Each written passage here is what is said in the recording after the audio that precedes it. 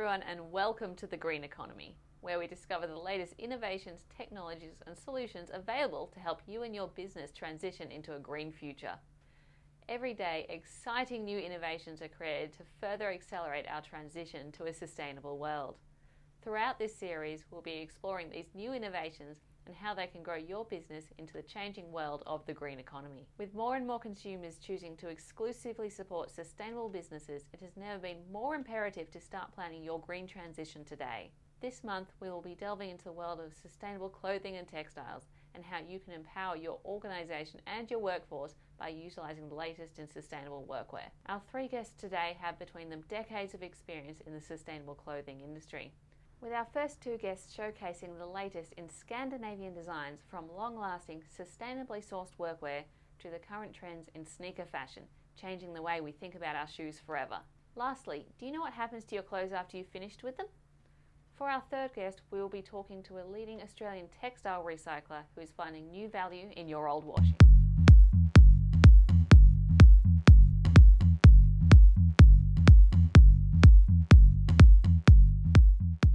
First up today, we'll be talking with Chris Doolan from ProScale Australia.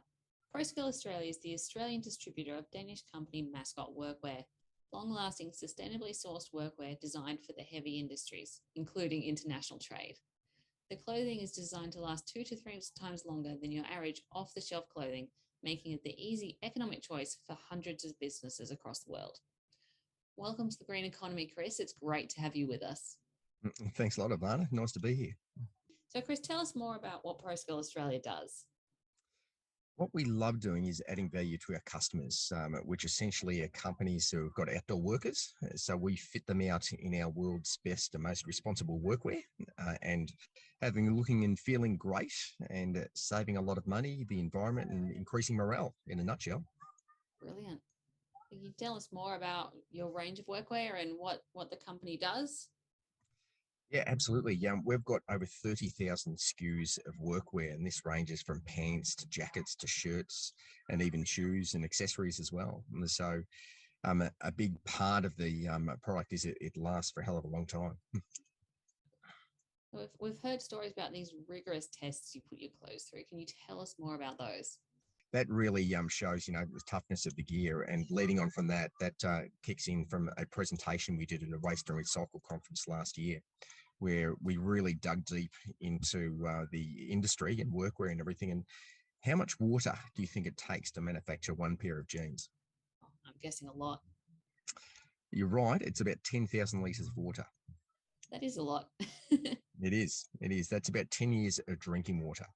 So if you've got workwear lasting, say, 5 times longer, just for one pair of pants, that means you're saving hundreds of dollars, about 40,000 litres of water, and let's say 5 times less in CO2 and also landfill as well.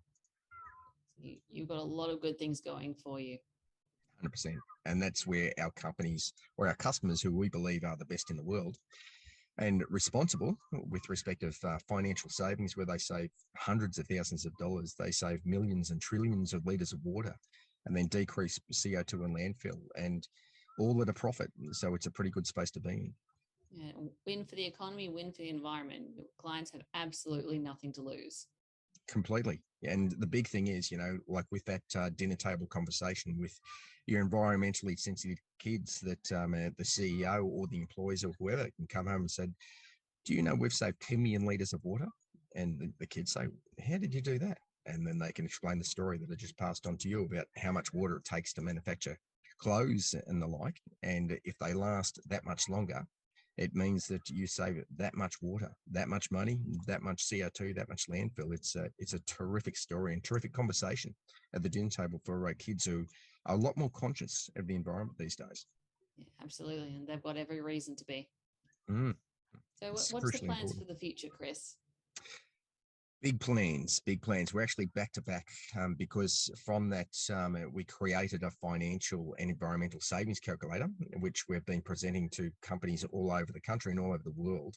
And it is extremely exciting, where these companies can see it doesn't actually cost more to be environmentally friendly and look after the environment a lot more. So Workwear is one of those things that has just slipped so far under the radar, yet it's right in front of your face.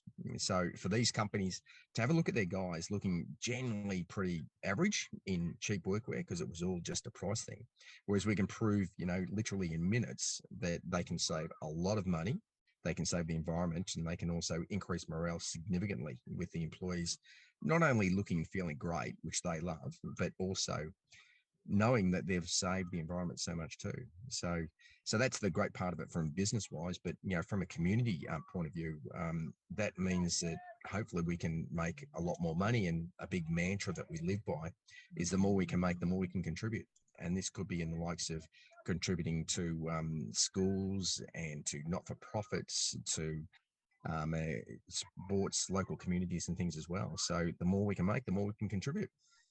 Brilliant. It's a win for everyone right there. Totally. That's very exciting. We will watch closely to see your plans unfold. Thank you so much for today, Chris. It's great to have you on. Pleasure, Evannah. Look forward to seeing you again soon. Thank you.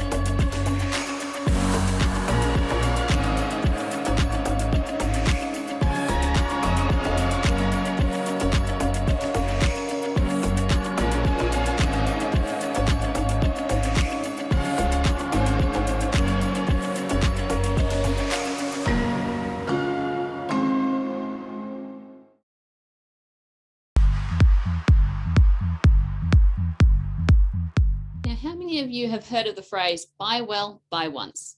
This statement couldn't be more true for our next guest. Philippe Westerland, the founder of revolutionary sneaker company Our Choice, has changed the way we will look at sneakers forever. Welcome to the show, Philippe. It's great to have you with us. Thank you so much. Thanks for having me. Now, Philippe, can you explain the business model to us? What makes your model so different? So exactly what you said. I want you to buy less, but I want you to buy quality. So we launched a Kickstarter campaign last year. And the idea is that you get a pair of circular sneakers. If for when they break, you send them back to us and we repair them for you. So that way we estimate for you to use the sneakers for 7 years instead of your average 3 to 12 months. So can you tell us more about why sneakers, why you developed this company? Absolutely. So I am a native Swede, and I always spent my summers on the Swedish West Coast. So we have a problem on the West Coast because we had a lot of plastic waste coming with the current. So every year we clean up together as a community. And at one point, I was looking down at my feet, and I was thinking, why am I wearing plastic while still cleaning up plastic? So for me, the equation it just didn't add up, Evannah. So I just had to do something. I had no choice for sustainable fashion. So I had to go create my own. And yeah, that's the backstory, I guess. That's brilliant. We need more people like you. Your product has been out in the world for several months now. What do your current customers think of your shoes? How much do they love them? Obviously, I'm very, very proud. We have excellent customer reviews. We're posting them right now on social media, actually, but everyone is very happy and everyone's been super understanding, I would say, because we started, during COVID. So we've also been faced with delays and, supply chain issues, but everyone's been super understanding and everyone loves their sneaks. So I couldn't be happier. Good. I can confirm that. Do you see your business model as the framework for all product-based businesses moving forward?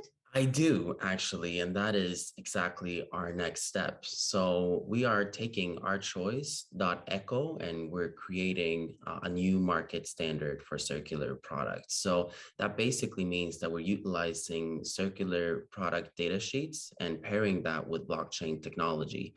So that way we can verify circular claims and we can sell and have customers interact with the products on the one same platform, e.g. ourchoice.eco. So that way we can actually turn customers into users and have every single user send back items for repair, or we can have them resell items to their peers on the platform. So yeah, I believe that is the future of fashion and that is our next step. Beautiful. It's definitely the next step this world needs. Thank you so much.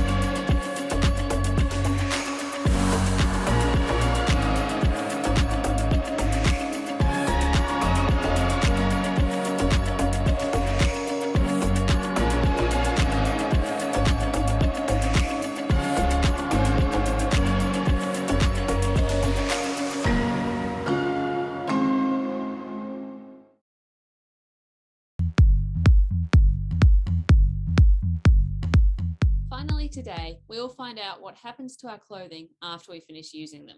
In the age of sustainability, ensuring our clothes has a second life has never been more important. Today, Alison Jose from the Circular Centre will tell us about how our clothing has a future beyond us. Thanks for coming in, Alison. My pleasure. Thanks for having me. So tell us, what exactly is it that your company does? Well, the Circular Centre actually started business with looking after sustainable textiles, and that's called STSC, Sustainable Textile Supply Chain. And what that did was lead me to realise that the greatest problem actually is more on the other side of the waste, and that problem being causing more carbon emissions and plastic pollution. And so I wanted to address the devastating impact that's happening on textiles. And so by doing that, we created the Circular Centre, and then from that, the Circular Textile Waste Service, which is actually to follow the 3 holistic design principles for the circular economy, which is to design out waste and pollution, keep products and materials in use, and support regenerative natural systems. So in a nutshell, that's what our focus is and what we're doing. Beautiful. I love it. So can you tell us more about the upcycling process? What happens to the textiles as they go through your factories? Yeah, it's interesting. It's actually recycling and upcycling, as you say. It's just in the middle of a circular system. So it's only one part of it. And that's why so many different people can come together in different organizations to collaborate, because we say that our system is more like a giant circular jigsaw. So we plug in and plug out of the resources as we need it. So of course, going into stores and communities, and then coming out again, and then being put back into our circular streams to be used for other things. And then again, the coming in and coming out. So all the resources are reused in a circular fashion. And so what we do is we essentially replace, recover, repair, redesign, repurpose, and then either resell. All the organizations we work with actually will focus on the reselling. So thinking about it from the jigsaw perspective, it's bringing together human-centered design and smart technology. And our perspective is we actually focus on what we call the unwearables and unusables. So for example, working with uniforms and workwear, we've worked with Virgin Australia. And of course, we had to maintain their security and their IP, and taking back all of their uniforms and workwear, putting it through our system, and then finding sources for all of those products. We work with Mossman Council, so that's delivering a circular textile waste service to the entire residence. And then tackling also commercial waste. So for example, soft signage, printed banners, we're working with AFI branding, and we're actually taking that material to put into mattresses, to put into new flooring, and also we're hoping to do some recycled bags, because the materials themselves are fantastic. That's what we want to do. We want to keep them being as useful as possible in lots of different ways, because they are essentially, we look at it from a fiber type. And in fact, at our enterprises, so we work with disability and social enterprises. So once we've recovered the product, we then set up what we're calling circular textile precincts. And we hope to do that all around Australia. And that's working with disability and social enterprises. And the way we look at it is we actually sort everything from fiber type, garment type, and quality type. And the way that we actually work our system is that we think about it from a perspective of wait, time, weight, which means that customers can use the entire system or parts of the system, and everything comes into the circular textile precinct. And the thing is that working with enterprises, it also brings in that valuable and meaningful work, which is also enormously fun. And when we work with enterprises, we also want to think about the skill set of the individual. And so what the teams actually are trained to do is sort, valorize, then dismantle where required. And then we put it through our circular streams. We've got about 26 at the moment. So that means that everything in those products gets actually sent out. One perfect example is circular denim. So we actually isolated the product, the fabric, denim, to have its own stream, particularly because it's such an incredibly loved product. We all know it, it's enormously durable, but it also used the most of nature's resources to make it in the first place. So we want to use the resource that's gone into that.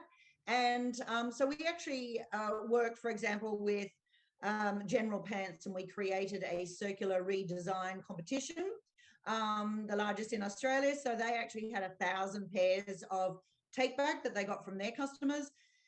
And we created a competition. So amazing designers can take those products and turn them into something else. And I'm often asked, how do we actually get people to transition to sustainable clothing and sustainable textiles? And I say it actually has to be done through beauty. So that's where the designers and beautiful materials and people's love for fashion that they wear and expressing themselves actually comes into play, where they can also feel good about what they're doing when it can be used for other things, and it's not being seen as waste per se, because it's just us reusing those resources. So, another example for, to show you, these doggy jackets. These were actually made out of Virgin Australia workwear. They're high vis, incredibly great materials, doggy jackets or bags they make, or they actually put them into making new workwear. So we have enormously talented and growing group of people. I'm particularly excited now about putting things into flooring. That's an initiative that we're exploring now, and also wool. Amazing fibers that we can do amazing things with. Brilliant. There's so many solutions available just from simple clothing. It's brilliant to Yeah. hear. So what is the economic market for the circular textile industry? Look, it comes down to it being, again, a shared system, so products coming in and out. There's so many different industries that actually use textiles and need textiles. And so once we actually start to put more of these materials made from a circular design system into the marketplace, then that's actually where the gains are going to be, largely from an economic standpoint as well, because we're not using virgin resources that can cost a lot of money to source in the first place. So, but that needs a lot of innovation. It does need, more manufacturing and more support for that. But also when you think about it from the health perspective, certainly, we put things into carpet and underlay and soundproofing, and all of those waste textiles have actually already off-gassed. So that's going to be a better product to go into homes and workplaces because it's actually safer. And then, of course, the 800,000 tonnes of clothing and textile waste that's going into Australian landfills every year, we can use all of those resources, but to go to landfill, they are actually causing carbon emissions and plastic pollution, which we know can actually, find its way into our soil and our waterways, ocean, sea life, and humans. And that's going to have a lasting impact for decades. So when it comes to economic benefits, we feel that it really flows in both on the initial short term, but also certainly to tackle it from an environmental perspective. Yeah, brilliant. There's so many options there, just from the environment and the economy. It's great to see. So what's the vision and human for the health, future? as I said, so it impacts us. Absolutely. So what's the vision for the future of the industry? Look, we are quite slow going, unfortunately, and we do need, I think there is an abundance of solutions out there. And so it is bringing all of those solutions together, but also having the support from both government and also from people, people understanding their own personal impact and how that can benefit from, themselves through their own health and, their children.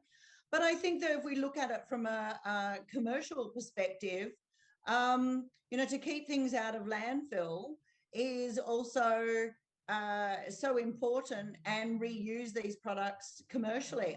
We hope to be having some future support for innovations that we're working on, like, for example, with our Cirque Stretch textile, which is using the world's first cradle-to-cradle yarn to make a bio stretch. So that is actually a stretch textile that won't leave the plastic pollution in the environment. So it's zero toxic plastic and can be home composted. So that means your undies and socks and activewear and yoga wear, etc. So to actually then look at that from a carbon emissions perspective, if we take it out of landfill or even out of home compost, and put that into a commercial situation, of which there are new ways to do that. So we're looking for future trials to do that, so we can break down these particularly safe textiles that we know can safely go back into the soil. Also to integrate our smart thread. By doing that and having support, putting that into every garment, then every charity can actually have access to a very simple machine, which will allow them to understand instantly what is in the fibre type and the materials, because it is actually that part of the sort that is quite time consuming, and that results in certainly labour costs. And we do want to keep that in Australia. And also, lastly, more funding for training enterprises. They're really needing that work at the moment. And so if we got some support to train some more enterprises, that would be a real future game changer. It definitely sounds like it. Thank you so much for your insights tonight, Alice, and the future My of the pleasure. textiles Thank you industry. for having me. Future of the textiles industry looks incredibly exciting. Thank you very much. Thank you.